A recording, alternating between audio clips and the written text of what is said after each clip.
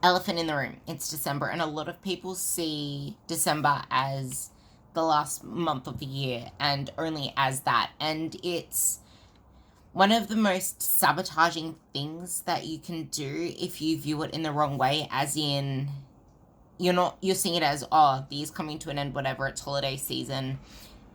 I saw a post saying Christmas is a holiday, not a whole week, not a whole month, not a whole year.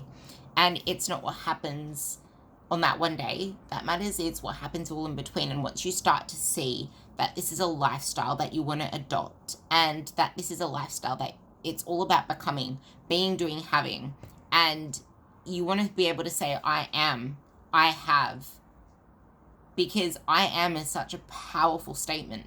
You are already there. You just need to believe it. Because if you act as though you are there, you're going to act like the person that you desire to be.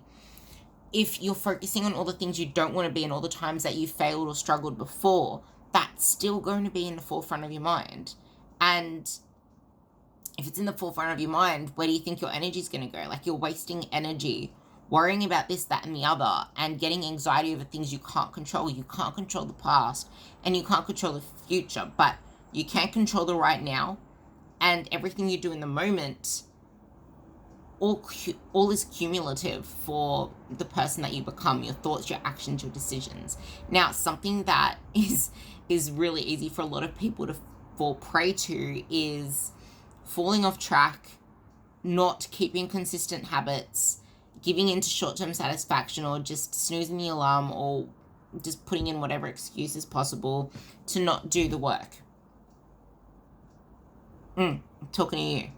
Because unless you've already been building the habits, like you see in this group, the girls that have been in this team for like years, they developed the identity of someone who is a fitness, health person, chick, like a strong and sculpted chick.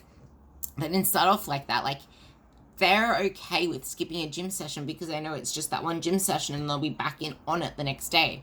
And I can relate to that because I used to be so scared of rest days. I used to be terrified of rest days, terrified of days off, because I thought once I get used to the feeling of taking that time off, I'm not going to be fucked going back in the gym again. So I was fearful of rest days for a while, and that sabotaged my progress, because you need to rest to be able to actually see the changes you want to see. But I went through a phase where I feared them too much. Like, I needed to continuously be doing it to keep myself thinking, hey, I'm this person. I'm not gonna, yeah. Like, even going on holidays, I'd be worried because it'd be like, in my head, my thought process would be like, oh, I'll get so used to being lazy, my body's gonna lose all its progress, and then when I come back, I'm not gonna feel like doing it anymore because I'm so used to not doing it. But that I don't have that identity. I've built an identity of someone who does the thing, and it's all because I know how it makes me feel and what it lets me bring to other aspects of my life, relationships, confidence, like relationships, like the relationships you foster once you truly know who you are and your worth, and you know you are sure of you, you know your worth, you know all that stuff. The relationships you'll foster will be for you, and they will serve your future. They will serve the person you want to become, and your environment is so critical. If you're not subscribed or have notifications on for when I put on posts on Facebook, I highly suggest that you do, because the posts that I put up are very mindset based. They're very focused on all this stuff that could really benefit you, so you can screenshot it. Like, this is the stuff I love doing and talking about, and I'm human as well. I get it.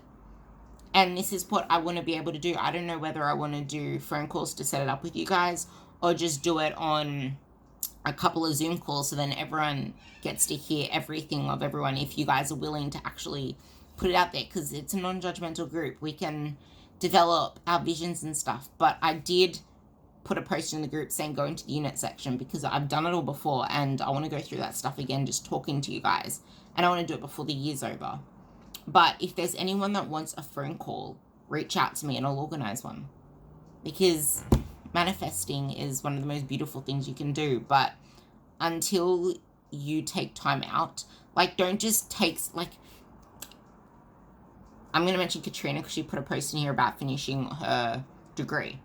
Just because you took all that shit off your plate from study, degree, all that stuff, don't just fill it up with the same amount of bullshit. Like, you owe yourself time.